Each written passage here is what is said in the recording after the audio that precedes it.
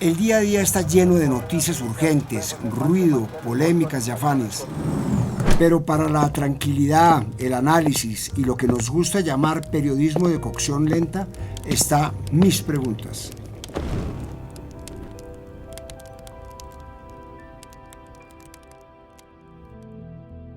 La relación entre el gobierno nacional y varios alcaldes y gobernadores parece ser tensa. ¿Cómo afecta esto el desarrollo del país? ¿Está bien que varios alcaldes y gobernadores se asuman como oposición al gobierno nacional? Para este capítulo hablamos con la senadora Angélica Lozano, con el concejal Juan Daniel Oviedo, con Jorge Marín, ex vicepresidente de la Cámara Colombiana de Infraestructura y consultor de infraestructura, y con el senador David Luna. Soy Roberto Pombo y este es el capítulo 72 de Mis Preguntas. Bienvenidos. La inteligencia artificial se tomó el mundo. Ya de ella hablé hace muchos capítulos atrás, pero todos los días hay tanta y tan reciente información, programas, aplicaciones y novedades al respecto que siento que me quedé rezagado. Sin embargo, uno de los tantos problemas que ha tenido esta tecnología son los sesgos. Un sesgo es una especie de lente que distorsiona la forma en que entendemos el mundo, deformando nuestra percepción de la realidad de maneras que a menudo son inconscientes y profundamente arraigadas. Y en este punto, incluso la inteligencia artificial se ha visto afectada y no es algo nuevo, y les voy a dar un ejemplo. En 1988, sí, hace 36 años, ya existía esta tecnología. La Comisión para la Igualdad Racial del Reino Unido declaró culpable de discriminación a una facultad de medicina británica. Se determinó que el programa informático que estaba utilizando para determinar qué solicitantes serían invitados a las entrevistas estaba sesgado en contra de las mujeres y aquellos con nombres no europeos. Y aunque han pasado todos estos años, el sesgo en la inteligencia artificial sigue siendo un problema. El portal de periodismo investigativo estadounidense ProPublica encontró que un algoritmo de justicia penal utilizado en Broward County, Florida, etiquetó erróneamente a los acusados afroamericanos como de alto riesgo, en casi el doble de la tasa que etiquetó erróneamente a los acusados blancos. Hace unos pocos años, la agencia de noticias Reuters publicó un artículo en el que mostraba que Amazon dejó de utilizar un algoritmo de contratación después de descubrir que favorecía a los solicitantes basándose en palabras como ejecutado o capturado, que se encontraban más comúnmente en los currículum de los hombres. Y en este punto uno se pregunta, ¿cómo es posible que una máquina tenga un sesgo si es una máquina? Pues bien, como afirma Harvard Business Review, el sesgo puede introducirse en los algoritmos de varias maneras. Los sistemas de inteligencia artificial aprenden a tomar decisiones basándose en datos de entrenamiento que pueden incluir decisiones humanas sesgadas o reflejar desigualdades históricas o sociales, incluso si se eliminan variables sensibles como el género, la raza o la orientación sexual. Entonces, si la máquina tiene sesgos heredados, ¿significa que todos los humanos tenemos un sesgo? Busqué respuesta a mi pregunta y según Science Gallery, un grupo internacional de centros científicos públicos conectado a Trinity College Dublín, así es. Según explica este grupo, entendemos el mundo en términos de modelos mentales y estos modelos, conocidos como heurísticas, son una especie de reconocimiento de patrones que nos permiten procesar nueva información asociándola con patrones que hemos encontrado en el pasado. Estos atajos mentales nos ayudan a navegar situaciones nuevas e inciertas de forma más rápida y fácil y a tomar decisiones de manera más eficiente, pero también pueden ser engañosos y producir errores en nuestro pensamiento y juicio. Los humanos estamos tan predispuestos a reconocer patrones que a menudo hacemos conexiones entre cosas que no tienen relación entre sí. Hasta ahí todo parece normal, pero lo malo es lo que nos sucede con estos modelos mentales. Abro comillas. Gran parte de nuestro sesgo implícito está ligado a la construcción de la identidad social, a la forma en que creamos endogrupos y exogrupos sociales y establecemos distinciones entre un nosotros y un ellos. Cierro comillas. Entonces ya sabemos que todos tenemos un sesgo, pero ¿estamos conscientes de los nuestros? Esa es la parte difícil. Piense por un momento en el barrio en el que escogió vivir. los amigos que tiene, las personas con las que sale o las parejas que ha tenido, los medios de comunicación que consume, los autores que lee o las películas que ve. En todas estas decisiones están nuestros sesgos. Pero la forma más sencilla en la que podemos descubrir nuestros sesgos es en la política. Haga un ejercicio, piense en sus preferencias políticas, en los candidatos o candidatas a los que ha apoyado o apoya, aunque usted, como yo, se denomine de centro, también hay una carga de sesgo en esa preferencia. Es que la política, o por lo menos la política colombiana actual, prácticamente se define por eso, por casarse con una idea o con un bando, establecerse en un nosotros contra un ellos. Una evidencia de esto se ha dado desde el año pasado, cuando candidatas y candidatos a gobernaciones y alcaldías comenzaron sus campañas. Y más allá de las propuestas, hubo una técnica que resultó efectiva en muchos casos: presentarse como oposición o apoyo al presidente Petro. Ya desde que comenzó la campaña para las elecciones de alcaldes y gobernadores, antagonizar con el presidente se convirtió en una estrategia de campaña. Entonces, captar al público de derecha o que estaba en contra del presidente se volvió una técnica que funcionó en algunos casos. Es tan así que varios medios, analistas y políticos afirmaron que los resultados de las elecciones del 29 de octubre fueron un castigo o un plebiscito contra el presidente Petro, tema al que también le dedicamos un capítulo, el número 62, se lo recomiendo. Según lo visto hasta ahora, una buena parte de los mandatarios locales que acaban de comenzar sus administraciones tienen la tentación de representar a la derecha, o por lo menos a la oposición del gobierno del presidente Petro. Ante esto, ha surgido entonces una especie de cartelización, un grupo de alcaldes recién electos, como es el caso de Federico Gutiérrez y Alex Char, que ya fueron compañeros de equipo en las pasadas elecciones presidenciales y que eran rivales del presidente Petro.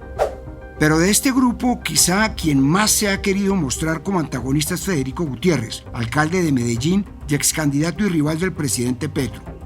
Incluso desde su campaña, dirigió gran parte de la energía en mostrarse como rival no del candidato del gobierno, Juan Carlos Upegui, sino del presidente mismo. Incluso, una buena parte de su discurso de posesión se lo dedicó al presidente. Presidente Petro, quien estaba invitado a este acto, no nos castigue por representar la oposición política en Colombia. No castigue a Medellín y Antioquia por representar unos ideales diferentes a los suyos. Por supuesto, la respuesta del presidente Petro no se hizo esperar y a través de su cuenta de X dijo, abro comillas, en una mente democrática y progresista no está la palabra castigo. El castigo como la venganza están en mentes retrógradas. Cierro comillas. Algo similar pasó con el electo gobernador de Antioquia, Andrés Julián Rendón, quien desde su campaña también se presentó como rival, no de sus oponentes, sino del gobierno nacional. Y bueno, queda muy claro que aquí lo que nos corresponde es superar y derrotar el próximo 29 de octubre al eje Quintero-Petro, que hoy tiene una candidatura muy definida. Y a estos dos mandatarios hay que sumarle los alcaldes Alejandro Eder de Cali y Carlos Fernando Galán de Bogotá. Desde que fueron elegidos hace unos meses, parecieron conformar un grupo de mandatarios en bloque contra las políticas del gobierno. Un ejemplo de esto se dio en noviembre en el evento Visión 2024, Tendencias Colombia, en un panel del que yo fui moderador, cuando los entonces alcaldes electos de Bogotá, Medellín y Cali se lanzaron en críticas contra el proceso de paz total. El alcalde de Bogotá, Carlos Fernando Galán, por ejemplo, dijo que, abro comillas, la discusión de paz total está llevando a una actitud de fertilidad en esas organizaciones criminales, cierro comillas, y aseguró que es una política fallida. Ante este panorama me pregunto, ¿a quién beneficia que alcaldes y gobernadores se erijan como oposición al presidente? Le traslado la pregunta al senador David Luna. Para un gobernador o para un alcalde, hacer oposición al gobierno del presidente Petro tendrá claramente una consecuencia que se verá reflejada en el no apoyo a proyectos estratégicos o en el no apoyo presupuestal para dicha región. ¿Por qué? Porque el presidente lamentablemente no soporta la crítica, porque el presidente es narciso, porque el presidente tiene una premisa que se resume de la siguiente manera: o está conmigo o está contra mí. Entonces, evidentemente, para algunos, hacer oposición no es un buen negocio, Pero yo creo todo lo contrario. El gobierno del presidente Petro no tiene liderazgo porque no está interesado en gobernar, no tiene dirección porque no le gusta la ejecución. Lo que le interesa es la confrontación, la polarización. Y en ese sentido, yo creo que los gobernadores, los alcaldes que asuman liderazgos propios pueden garantizar por lo menos que haya desarrollo en las regiones, jugando de la mano con sus propios recursos, jugando de la mano con el sector privado y jugando de la mano con nuevas alternativas jurídicas que hoy permiten el desarrollo de proyectos. Por eso hay que pensar, hablando del péndulo político, que hay a nivel mundial, en la verdadera autonomía regional. Las regiones necesariamente tienen cada día que estar más fuertes y cada día tener más autonomía. Pero del otro lado está la actitud del presidente hacia los mandatarios locales y regionales que no son de su corriente, que tampoco ha sido la mejor, hay que decirlo. Un ejemplo claro de esto es que desde un principio pareció dividir a los alcaldes y gobernadores entre favoritos y no tan favoritos. Cuando el país recién conocía los resultados de las elecciones del 29 de octubre y ya se hacían cálculos políticos, el presidente publicó en su cuenta de X el siguiente análisis, abro comillas. En el relato periodístico de la derrota, medios y oposición hacen un malabar estadístico. No cuentan las fuerzas que ganaron la primera vuelta presidencial, sino solo donde está el logo del pacto. Como este logo solo aparece en el 20% de los municipios, de ahí construyen su narrativa ayudados por algunos sectarios. Cierro comillas. Aunque más que un relato periodístico, los números hablan solos y los cálculos del presidente no parecen tan acertados. El resultado es que solo lograron 2 gobernaciones, en Nariño y en Amazonas, aunque el candidato ganador en el Amazonas, Óscar Sánchez Guerrero, fue coavalado por el Partido Liberal. Las cuentas del presidente Petro parecen ser otras. En otra publicación de su cuenta de X, presentó la imagen de un mapa político en el que, según sus cuentas, en 17 departamentos, los candidatos a la gobernación que ganaron son de gobierno y otros 6 son independientes cercanos al gobierno. Pero como decía, ese favoritismo se notó cuando en noviembre del año pasado, pocos días después de las elecciones, se reunió con un grupo de gobernadores que respaldan su proyecto político. Esto, por supuesto, causó disgusto entre los demás mandatarios recién elegidos que no lograron ser parte de ese exclusivo grupo solo por no pertenecer a su coalición de gobierno o por no respaldarlo. Esta reunión, que duró un poco más de 2 horas, puerta cerrada en la Casa de Nariño, coincidió con el inicio de la cumbre entre mandatarios salientes y electos de la Federación Nacional de Departamentos, otra organización con la que el presidente ha tenido sus desencuentros. Este encuentro del presidente hizo parte de su agenda privada, por lo que se trató con hermetismo y no hubo mucha información de lo que se habló en ella. Según publicó el diario El Colombiano con información que obtuvieron, abro comillas, el objetivo de la actividad fue tener un primer espacio para articular los próximos planes de gobierno departamentales con el nacional, así como reunir al bloque de gobernadores con Petro. Cierro comillas. Ese mismo día, el presidente publicó en su cuenta de Instagram una foto con los gobernadores que asistieron a la reunión con el piedefoto, abro comillas, en reunión con 14 gobernadores que fueron elegidos con las fuerzas que me apoyaron en mi primera vuelta presidencial. Cierro comillas. Para muchas personas, este fue un gesto contrario al llamado de unidad nacional porque dividió a los gobernadores entre los gobernadores de primera y los de segunda. Los restantes 18 gobernadores tuvieron que esperar un mes desde la reunión con los mandatarios regionales afines al gobierno nacional para poder reunirse con el presidente. Y como era de esperarse, varios de los gobernadores no salieron muy conformes. Por ejemplo, el ya citado gobernador de Antioquia dijo, abro comillas, yo sentí que lo que no solamente planteé yo, sino muchos de mis compañeros, no tuvo respuesta. Este es un primer diálogo, es el primer camino de trabajar en línea institucional con todo lo que exige la población colombiana. Cierro comillas. Y es que según publicó el diario El Espectador, una fuente de presidencia les aseguró que, abro comillas, el presidente le está poniendo especial atención a los nuevos mandatarios que son más afines a su proyecto y está dejando para después a los que se hacen llamar independientes y a los de oposición, pero hay funcionarios del gobierno con mayor manejo político que están intentando tender puentes y así evitar que el 2024 sea otro año de confrontación. Cierro comillas. Parece entonces que el presidente debe abandonar esta idea de clasificar gobernadores y alcaldes en favoritos y no tan favoritos y ser el primero en dar el paso con estos mandatarios. Entonces le pregunté a la senadora Angélica Lozano, ¿qué debe hacer el presidente Petro para mejorar las relaciones con los gobernadores y alcaldes contrarios a su gobierno? Esto me dijo. El presidente y el gobierno nacional tienen que tener única estrategia con todos los alcaldes y gobernadores. No es razonable ni respetuoso con la democracia doble, una con afines y otra con contrarios. Estamos en la época de formulación, elaboración y pronto aprobación de los planes de desarrollo territoriales. Ahí tiene que jugar ya el gobierno nacional. ¿Cómo?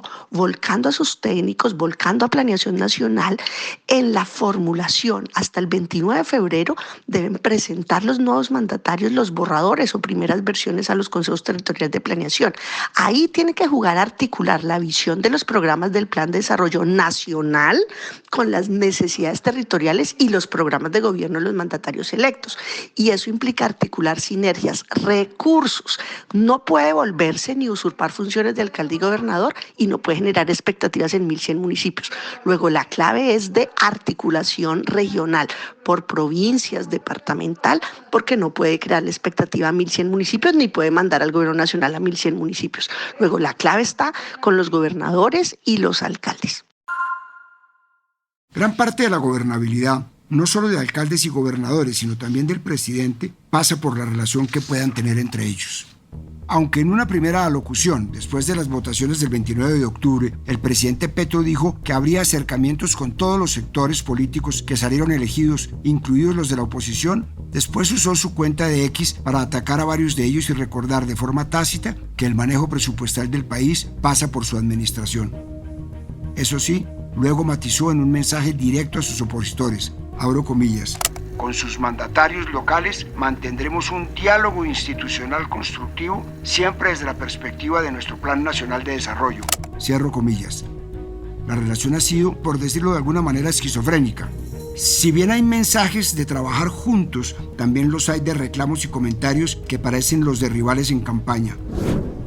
Ya ha habido acercamientos y reuniones entre el presidente y varios miembros de su gabinete con alcaldes y gobernadores contrarios a su proyecto político, por ejemplo con el alcalde de Bogotá, Carlos Fernando Galán.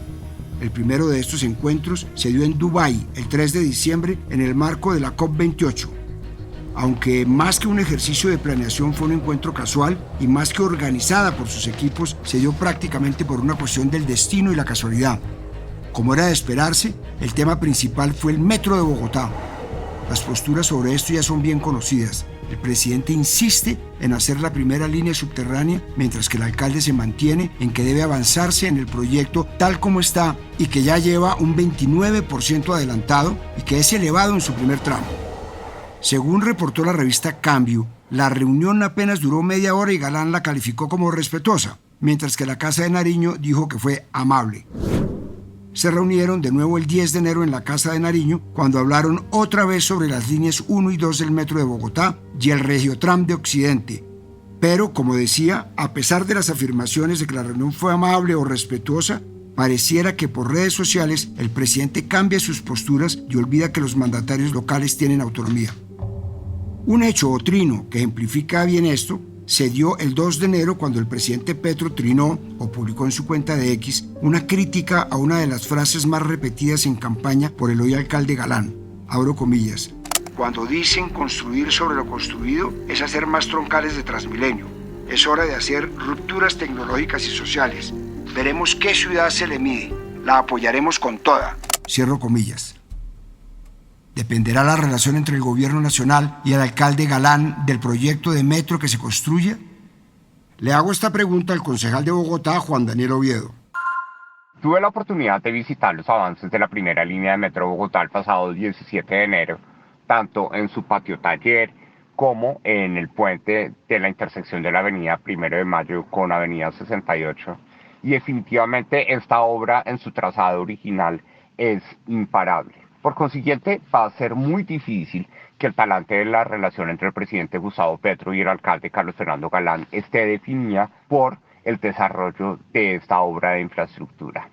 Creo yo que van a ser los falsos dilemas ambientales de las obras de infraestructura de expansión hacia el norte de Bogotá, las que van a definir la agenda de distensión y de divergencia entre el presidente y la política pública que diseña el alcalde Carlos Fernando Galán, pero creo yo también que vamos a tener un marco de indiferencia en la medida en que es evidente que Bogotá ya es un territorio adverso a esa ilusión del presidente de continuar con la apuesta progresista a partir de las elecciones de 2026, en la medida en que el presidente Gustavo Petro vio una votación de 2.260.000 a favor de él en la segunda vuelta en las pasadas elecciones de 2022 en Bogotá, mientras que apenas obtuvo 570.000 votos con su candidato Gustavo Bolívar en las pasadas elecciones locales.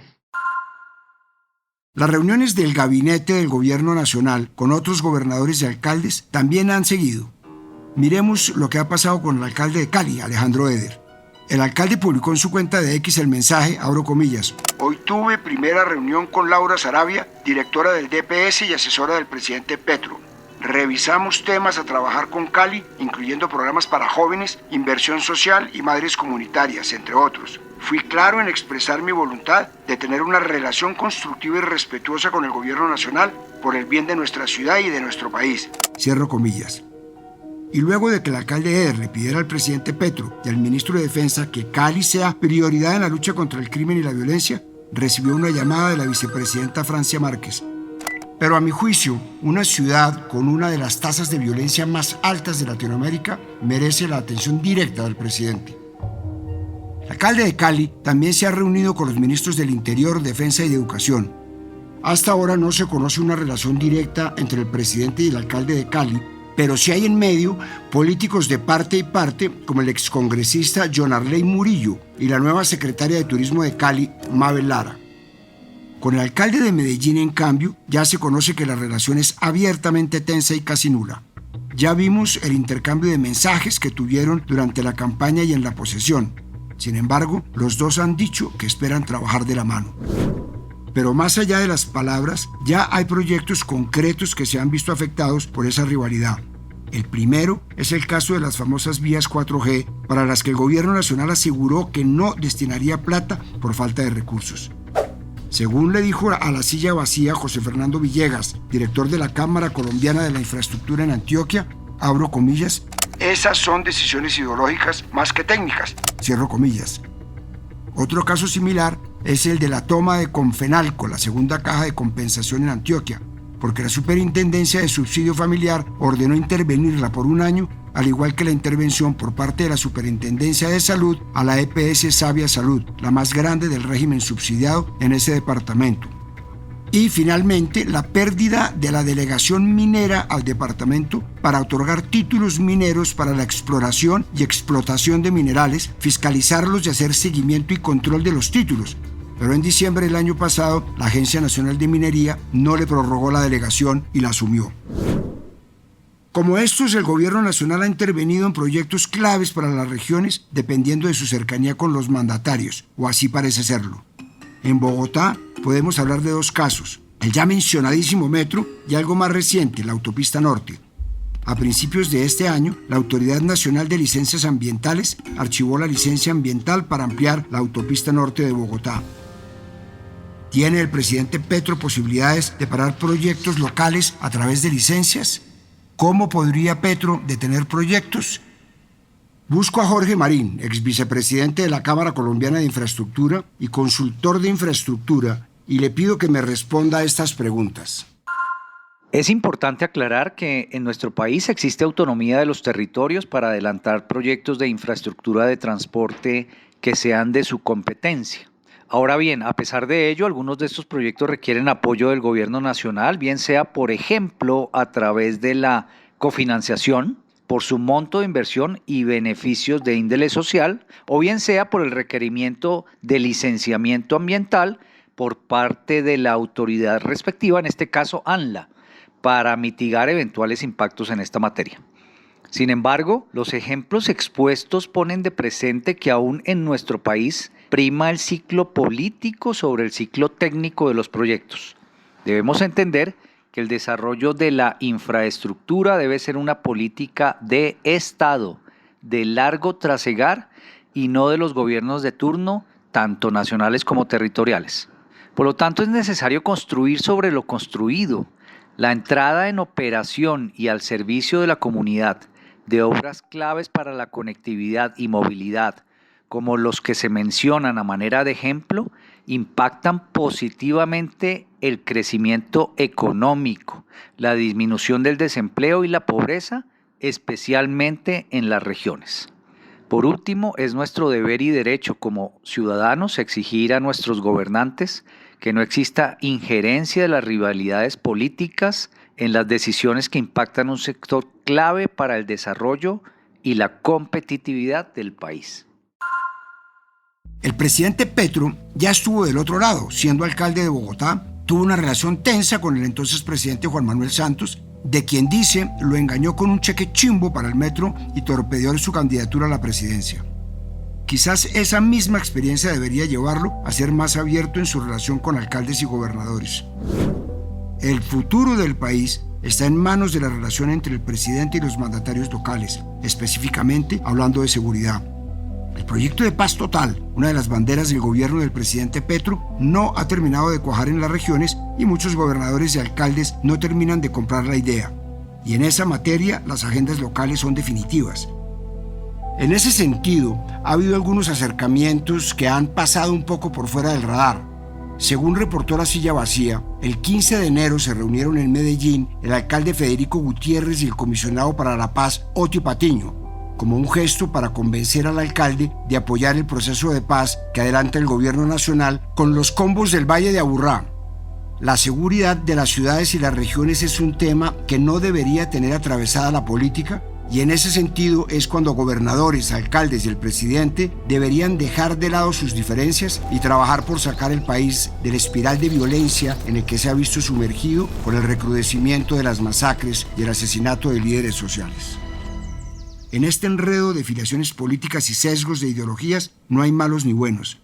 En estos 3 años que quedan del gobierno del presidente Petro, al tiempo que los alcaldes y gobernadores recién electos, se pondrá a prueba el talante de todos los gobernantes. Todos y todas deben aprender a cogobernar, incluso con sus sesgos. Porque sí, todos los tenemos, especialmente políticos como alcaldes, gobernadores y presidente, pero su deber es superarlos para lograr acuerdos y puntos en común. Poner la rivalidad ideológica o los sesgos por encima del bien de los municipios, departamentos y del país tiene un rédito político, especialmente en un país polarizado como el nuestro, porque los hace ver a los políticos firmes en sus convicciones. Pero si de verdad los alcaldes, gobernadores y el presidente están pensando en los colombianos y en los ciudadanos para los que trabajan, la única solución es la cooperación y dejar de lado las diferencias políticas. Por el bien del país, ojalá escojan la segunda opción. Este fue el capítulo 72 de Mis Preguntas. Nos vemos en el próximo capítulo. A partir de este momento, este capítulo de Mis Preguntas queda disponible en todas las plataformas de podcast. Dirección: Roberto Pombo. Producción general: Juan Abel Gutiérrez. Asesor editorial: Daniel Sampero Espina. Guiones: Juan Abel Gutiérrez y Johnny Rodríguez. Producción de campo: Marcela Salazar y Lucía Beltrán. Postproducción de audio: Carlos Bernal.